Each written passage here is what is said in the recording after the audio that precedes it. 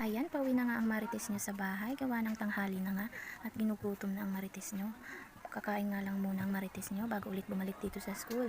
At nga, meron pa rin akong papakainin sa bahay dahil naghihintay nga yung alaga kong anak ko. Kaya ayan, binibilisan ko na nga umuwi gawa ng sobrang init.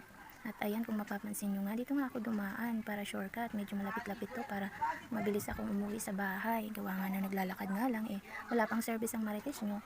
Kaya ayan, nag-shortcut nga ako dito para mabilis nga makarating sa bahay. Ayan, kung mapapansin nyo nga, ito nga yung dinadaanan ko.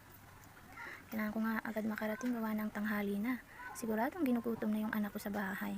Iniwan ko nga lang yun sa aking biyanan. Kaya ayan, kung mapapansin nyo, sobrang init ngayon. Kaya napakaganda ng panahon ngayon. Kaya ayan, magandang maglakad-lakad ngayon. Pero kailangan din magdala ng payong gawa na nga sobrang init din. Kaya ayan, kung mapapansin nyo, malapit-lapit na nga ako sa bahay. Pagdating ko doon sa dulo, liliko na nga ako para nga nakarating na din ako sa bahay na makauwi na at mapakain ko na nga yung anak ko.